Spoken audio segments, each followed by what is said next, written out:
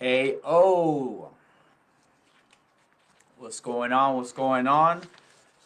Your mentor, Edwin Deras, presenting live.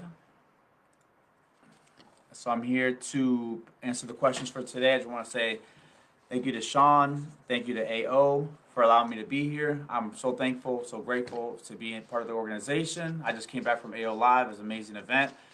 You guys weren't there. You guys missed out, but come next time. It's for sure a great event. So I'm gonna get right into it. Let me see here. All right, so I'm gonna get to the first question. The first question for today is from Jake Carlisle, and the question that he asked is, "How do I make big time connections without feeling insecure? I feel like I would not belong with the big boys, at least not yet, because I haven't done much. I feel like they wouldn't take me seriously. I'm in real estate." So Jake, what I would say first of all is this is a great question to ask. You know, a lot of us, if you think about anything in business and anything in life, a lot of times we might be worried about, okay, who do I fit in? Are they going to accept me? You know, a lot of people have these thoughts. I don't think you're the only person that has this, whether it's like in a social circle, in a business setting, any of those settings, people are always going to have doubts. And so it's the same thing in business. You're always going to have that doubt of, am I important enough? Am I experienced enough? Am I old enough? Am I young enough? You know, am I too old? Am I too young, or whatever it is? So the first thing I would just ask you is, how have you gotten your clients thus far? Like, who is your biggest clients? Have you gotten the size of the client? Let's say, I don't know, what is there a revenue, like a certain amount of properties that you want to manage? Like, what does that client look like? Do you have a client that looks like that? And if you do have clients that look like that and you just want more of them, then I would ask you, what have you done to get those clients? So let's say if you want to get the big clients and you already have 10 of them, just break down what you've done in the past to get those clients and repeat the process. You know, sometimes it's easy to forget. Let's say if you do have a big client right now, you might be saying to yourself, well, I want more of those. So you just got to break it down. What did you do to get those clients? Break it down. How did you meet them? Did you get introduced to them? Did you do a cold call? Did you visit them personally? Did you go to a networking event? Did you meet them at a seminar? Did you meet them in a mastermind? How was it that you actually met that person, right? That's the first thing I would do. Now, if you haven't gotten, you haven't come across one of these big clients, that you haven't obtained one of these big clients, I would just definitely look to see. I would, read books, see a mentor that has done that. And I would definitely reach out to Tom Black, just so you could, because he has reached out. He's built up a bunch of companies selling services to banks. And so, like he always says, instead of reaching out for him, it's more valuable to reach out to like Citibank or Bank of America than it is to reach out to, smaller businesses. So in your case, you're kind of saying the same thing as like, I don't want to just, I want to also reach out to these big people, these big customers, these big clients that probably have, that can make a big difference in my company. So you want to get your sales scripts down. You want to get a process down. And something that I would recommend, you could also read this book called The Ultimate Sales Machine. It's a great book. It talks about a strategy. It's called the Dream 100. And basically, what you're going to be doing in there is just you can list out 100 your biggest your what's it called, your 100 of the clients that you want to go after. Let's say dream clients. Put them on a list, and you basically can go after those 100 clients and just nonstop going after these people. And that's one of the strategies that I use for my Amazon business. Made a list of 100 people, 100 companies that I want to work with, and then just go after those companies. And then after a while, you notice that just landing one of those 100 will be more than enough a lot of times. But man, if you can land a couple of those over time by being persistent, then that will make a huge difference for you. All right, so next question is from Yolindi de Govia. Best way to raise capital during the early stages of your business. All right, business description and background of question. We produce and sell decorative pillow covers. We want to expand by manufacturing pillow inserts. We resell inserts at the moment, and it's about 50% of our income monthly. Making sure making these ourselves will drive our costs down to a third of current costs and save on shipping to us. This will give us a very competitive advantage on Amazon and Walmart marketplaces. Purchasing the equipment in raw stock will be around 90,000 with a retail value of over 700,000. So it will leave a lot of room for us to offer wholesale pricing. We will be the only manufacturer in the valley, which is a huge market advantage. Who do I approach? Venture capital, angel investor, private investor. I have my business plan, projections. Last 2 years, financials, business assets are all ready to go. Elevator pitch. We're a mother-daughter team that designs and creates custom decorative throw pillows for home and business branding. All right, perfect. Perfect, Yolandi. So, I had written a note here. One thing that I would say is, one thing I would definitely reach out to the tribe member, James. I forget his last name, but he raised $1 million for his virtual reality company. So he's also pitched his company to other investors, and he's gotten $1 million offer for his business. And so he knows a lot more about raising capital than I do. For my business, I've only bootstrapped my business. I've gotten loans. I've gotten high interest loans. I've used my credit cards to finance my business. And what I would ask you is, have you thought about would it be too slow of a process for you if you did this on your own, if you save the money, I'm looking at your business. You're saying, you have a good business going. It looks like it's just that you're finding basically equipment that could drive down your costs a lot. And that's good and everything, but you're also going to give up a lot of equity to do it. So I guess it just depends on how you run your business. If you're kind of fixated on on raising capital, then I would definitely look into that. But what I would say on the other side of just bootstrapping your company, like how long would it take? Let's say on the revenues that you have right now, how long would it take for you to raise that money on your own? If you could do that maybe in a year and a half. Maybe it's worth just saving the money up yourself.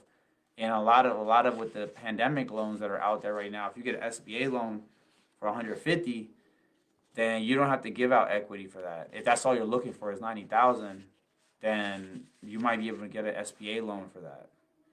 So that's something to think about, because I got an SBA loan for 150, and then I got the PPP stuff. So you know what I mean? If you can use SBA money or government money to fund for the equipment, I'm not sure. You have to look into see if you're even allowed to use. I think for equipment you're allowed to, but you have to kind of look into that yourself. So I would just say that, just kind of think about it. Can you bootstrap it? Can you raise the money on your own? Can your profits sustain that? Do you need to bring in an investor just so they can give you money, or are they going to bring expertise in this area? Are they going to give you some value just besides just giving you money? All right, next question. Next question, let me see here. It is from Abraham Marcos. Abraham asks, how do I come up with my SOPs, my standard operating procedures? Business description and background of my question. I don't have any besides in our heads as to how we all do things, and we really like to make things easier for all of us. I feel this would give us the clarity to keep growing and teach how we do things as a team. I have an air conditioning and heating service business in the Los Angeles, Hollywood, San Fernando Valley. Thank you in advance. All right, perfect. Yeah, there you go. James Giglio. There you go. Thanks, Shelly.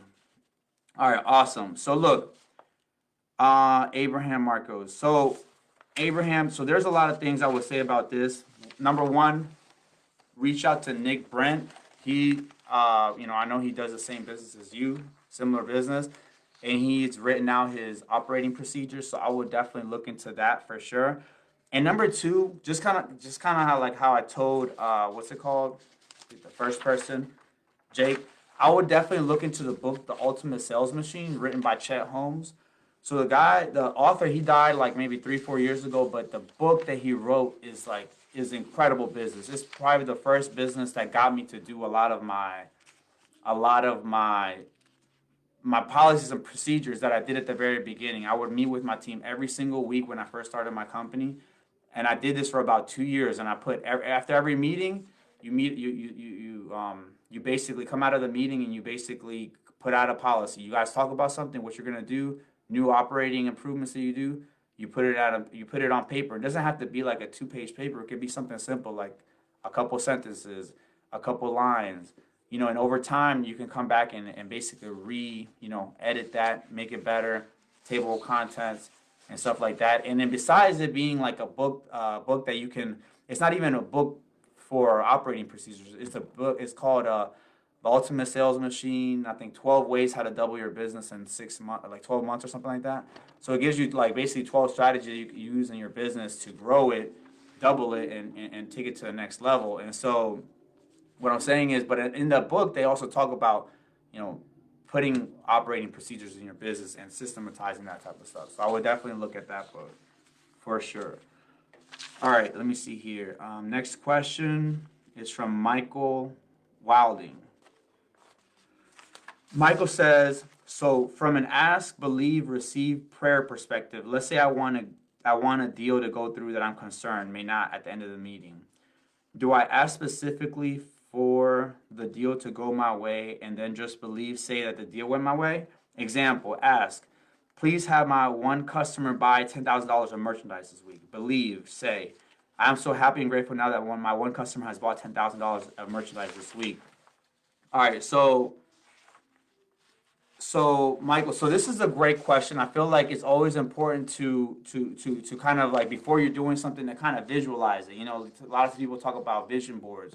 A lot of people talk about basically reading books to get more knowledge, to get more information, to see what's possible, and just kind of seeing things in the mentor group. Let's see myself or another mentor or Sean, for example. You see Sean, he sold his company for $20 million. So like we see something like that, we're like, damn, we're inspired. We're like, it's possible. One of us can do something like that. And there's Tom Black that built a company up to almost $1 billion in sales. And then there's other mentors that I've done that. There's Joe Gandara. He has 10 websites, runs it all out of one warehouse in Miami. So what I'm saying is it's good to be able to basically see these success stories in action, and then you're able to see yourself and you can see yourself doing that stuff, right? So as far as what you're saying, what I would ask you specifically, for example, so you said, the example that you gave about the 10,000 customers, I would just say, I don't know if that was an example that applied to you, but for example, if it is, how many customers do you currently have that are buying $10,000 a week? If someone were to buy $10,000 in a week, would that be like, does that happen frequently? Does it happen once a year? Has that ever happened? So I would ask you that, and then what I was going to ask you, so something we talked about at the AO Live event is like, I would ask you, what is your average transaction value of your customers? So I would just ask you that, is like, is your average transaction purchase for each of your customers, is it $10,000? Is it $5,000? Is it $2,000? And just kind of looking at that, you can kind of think about what can you do to raise your average transaction value up to the next level. So if it's at 9,000, maybe adding an additional product to sell, maybe adding an additional upsell or something like that. So kind of looking at that from that perspective, kind of thinking about it is good, but then also kind of putting the strategy behind it. How can I make sure that I can position myself to be able to do this even better the next time around, right? So I would definitely look at that, and then I would just look at that average transaction value, looking at that part. That way you can increase that to the next level, right? All right, next question. It is from Brad Coleman. Question that they ask: what are some things I can do to create excitement on a line of apparel about to be released? Any out-of-the-box type ideas, or how do you let your audience know it's coming? Business description and background of question. Hello, I own a Carbon Thread Designs and automotive apparel lifestyle brand, and I'm releasing a new line of apparel over the next month. What are some things I can do to let my audience know it will be available for purchase soon? Create excitement, exposure, etc. Elevator pitch. Hello, my name is Brad Coleman, founder of Carbon Thread Designs, a luxury auto sports apparel fashion brand that creates and designs apparel for the auto enthusiasts while incorporating carbon fiber into our designs. Okay, perfect. All right, so when I was looking at this question, I was just wondering, like, what is it that you usually do? When you do, like, let's say, for example, when you do launches, what have you done previously? And I know you're thinking like, okay, what can I do? What can I do that's out of the box, something innovative, right?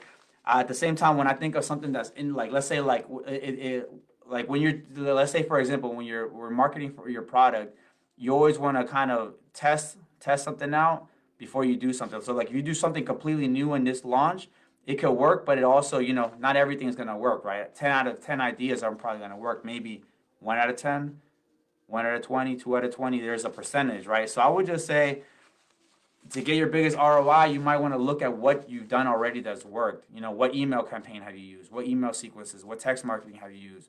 What social media ads have you used that have worked leading up to launches that you had previously? What type of things have you done previously that have worked? Have you brought in influencers that have raised your sales?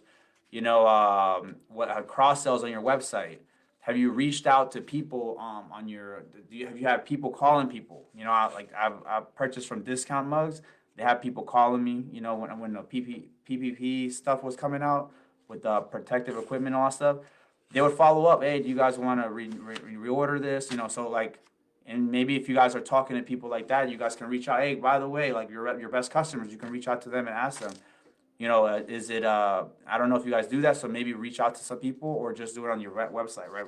I would stick to what works, and if you're going to be testing, this could be a time to test, but also maybe sporadic. You're testing throughout the year also for your website. So I would just kind of look at both of those things. It is kind of similar. What do you do for Valentine's Day, for Christmas, for President's Day, for summer sales? Like, do you do a launch? Do you do like a pre-sale? This is coming. This sale's coming. These coupon codes. So I would look at all that stuff just to make sure that you can have the best success there. All right. Next question is from Chris Sadat. What is the best, fast, and reputable payment processing company to use for your business? We're looking for a payment processing software platform company to work with that works well with processing payments quick, fast, and easy, i.e. a company that won't hold your money hostage for a week before getting into your bank account. I run a PPE referral agency, and we direct essential workers and organizations with direct authorized PPE distributors. Okay, perfect. So, Chris, this is a great question. I feel like nobody wants their money held up in the bank, especially, let's say, if you're getting a $3,000 payment and then you're like holding on to your payment processor is holding on to that money. So this is a very great question. And what I would say about this is just that from the credit card processing side, they're probably looking at things from like a risk perspective, right? They don't want to make sure that you're a risky processor, you're a risky client, that people are going to do chargebacks and that you're going to get a $5,000 and then someone's going to do the chargeback and they're going to be left with the $5,000 loss because they paid you out that money and you don't have a frequency of volume coming in. So I would just think about that. I would also think about how often do you get chargebacks? Have you ever gotten a chargeback? Maybe you've never gotten a chargeback. So just consider that, like how often have you ever gotten a chargeback? And if you have never gotten a chargeback, how frequent and how consistent is the money that's coming into your business? If you're getting a payment once a month, then that I don't know if that provides too much security to the processor. But you just got to look at that though. Just think about things from the side of the other person, right, the processor. And so that kind of sucks that processors do that, but they will do that based on it's a risk tolerance for them, right? How risky are you? How do they know you and all that stuff? So I would consider that, and then something that you might want to try, something that you might want to test out. I don't know if this is something you're able to do. If you can have a website that is just for banks or maybe just for maybe the credit card processors, just so you can kind of clearly and condensedly say what it is that you do. Because for example, when I was reading, let me just say, for example, when I'm reading the elevator pitch, right? I run a PPE referral agency. We direct essential workers and organizations with direct authorized PPE distributors. I think it's fine, but maybe let's say if I'm a credit card processor, I read this, I'm a regular credit card processor, regular people, so they're just reading this. I'm refer agency, okay, he refers people. We direct essential workers and organizations. We direct authorized PPE distributors. So you basically have an agency fee, and so they're kind of thinking how risky is this person? They're like, okay, I don't know what it is. So maybe you might just think about how can you condense what your company is in a way that a normal person that 100% of the people can understand it will think that it's not too risky. So kind of describe it in a way that won't be risky. Maybe I'm just thinking referral agency. Yeah, I would just think about how can you describe your company in a way that doesn't seem so risky? And so for example, PPPE, I know what it means, but like what, like for example, you might just want to take that out. Maybe you might just want to say we connect distributors with retailers. We provide that service, something simple. So like banks and then credit card processors can understand that when they go to your website, they're not spooked out. They're like, oh, this person's gonna what are they doing? So just kind of simplify that part. I would just say that because then I'll add on to that. Like for example, I run a money services business, and so that type of stuff is seen as very risky. A lot of money moving through, our accounts and stuff like that. And so, you know what I mean? So I have two businesses. So like when I go to open up my retail, my jewelry, we only selling when we process credit card transactions. Like I also have a jewelry business. I only mentioned the jewelry business. I'm not going to go into my money services part of my business because I'm not using the credit card transactions, right? But if I were to say I have a money services business and I have a retail, jewelry business, that's very risky. So I have to kind of like direct them to where I need to direct them. Otherwise, they might not open an account for myself. So you might just want to think about that, that part, just how you direct it, how you talk about your company and all that stuff. Because they're going to look at your articles of incorporation. They're going to look at your website and all that stuff. So I'll just take that in mind. All right, next question. Robin Turbin. The question they asked, when starting a business, do you think it is necessary to have a social media presence? Thank you. In-person transactions are much more comfortable for me.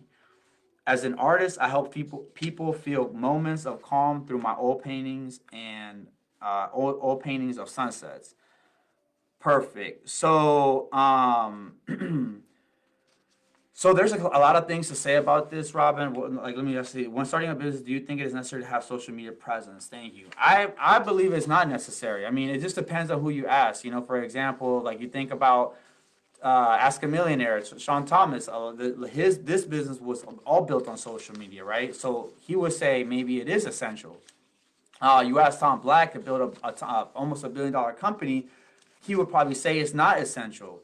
His business was built all on cold calling, in-person visits, doing that stuff. My business is built similarly. Like my 5 locations are in 5 busy supermarkets. And basically all we do is hand out business cards and tell them about our service. By the way, we offer this, we offer this, we offer this, and we get a lot of leads just by doing something simple like that.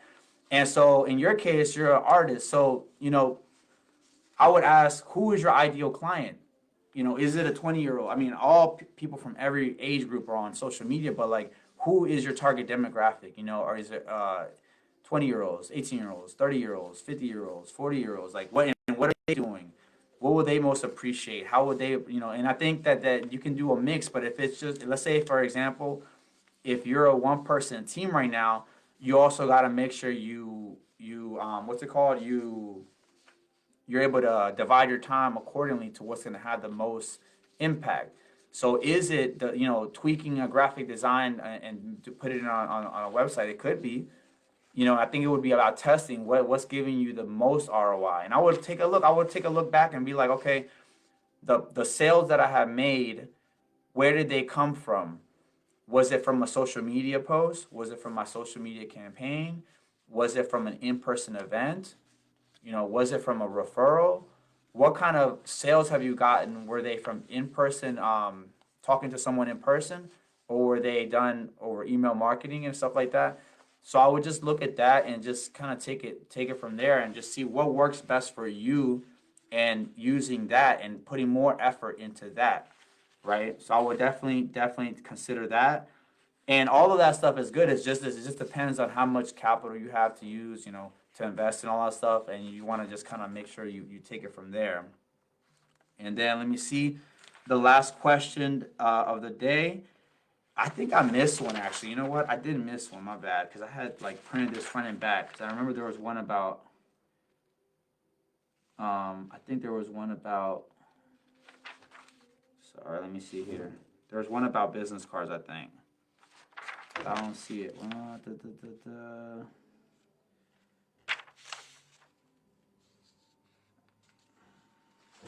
Okay, I might have missed it. Brad Coleman. Dun, dun. Sorry, guys. I know I saw it on here. Commercial. All right, well, I might come back to it. If I see it, I'll pull it up. Actually, let me see. I copy and pasted it here. So, it's definitely necessary. Okay, maybe it was the second question. Did I like go over it? Mark McDougal. Yeah, sorry about that, guys. I'm gonna go to this next question here because I missed it. It was from Mark McDougal.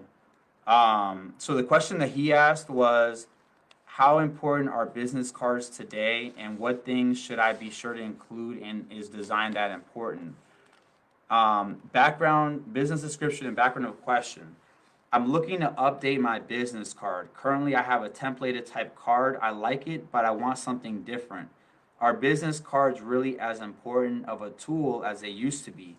What kind of things can I include on the card to really make them stand out? And is the investment worth it? Commercial and personal insurance. Focus is mostly on smaller to medium-sized businesses.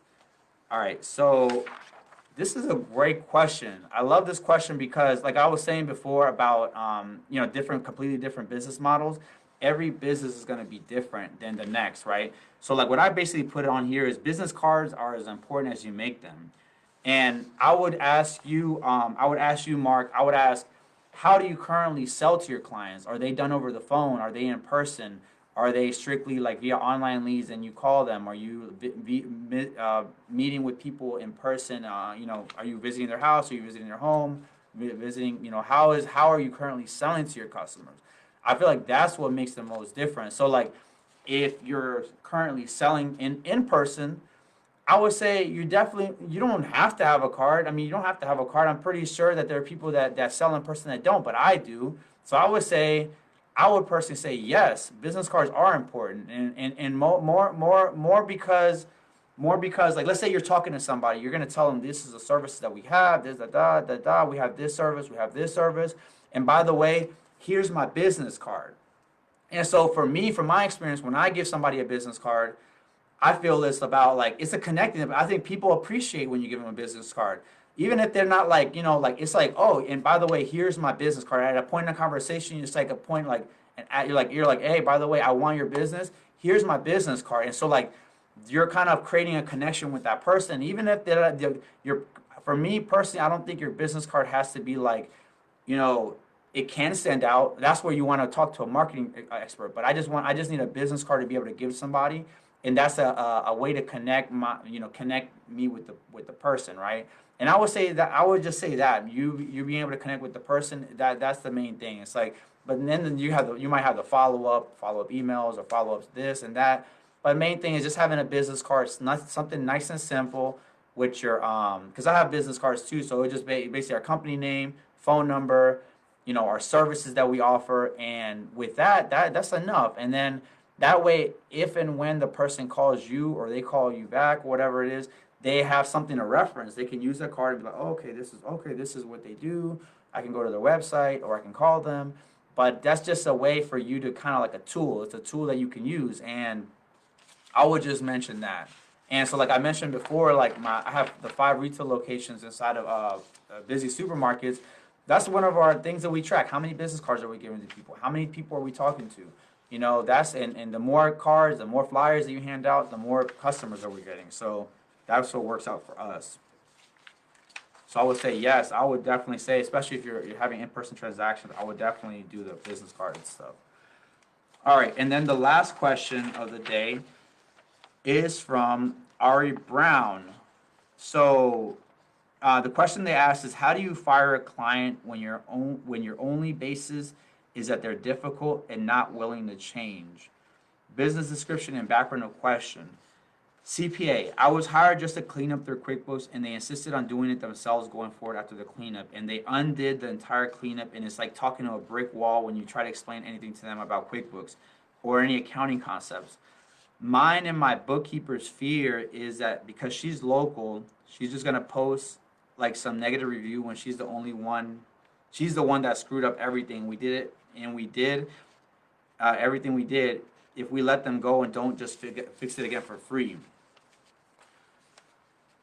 Dang, that's tough. So all right. So first thing I would ask you is like, what have you learned from the situation? Like, what I would ask you, like, what would you have done differently if what would you do differently if another person that comes, like this person that comes and says to you, hey, Ari, I need to do a QuickBooks cleanup. But after that, after the cleanup, I want to take it over. So, like, what would you do differently the next time around that you didn't do this time?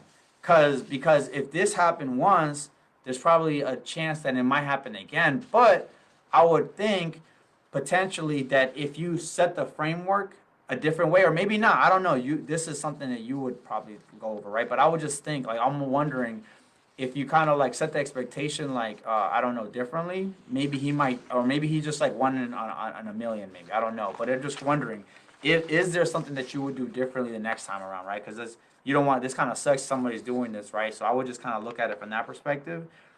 And then yeah, I would just kind of see what could you do differently next time.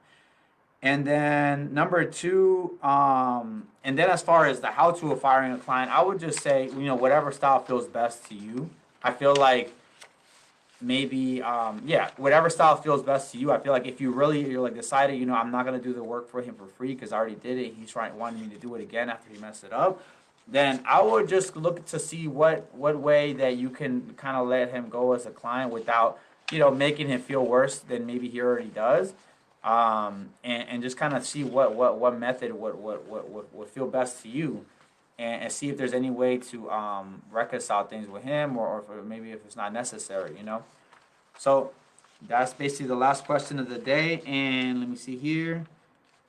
Dun, dun, dun. I think that's everything. Let me make sure I didn't miss anything. Abraham, Michael, Brad,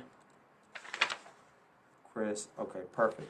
All right, guys. Well, appreciate the questions. I appreciate everything. I appreciate being part of the group. If you have any other questions, feel free to put a comment in the chat. I'll go ahead and answer it as well.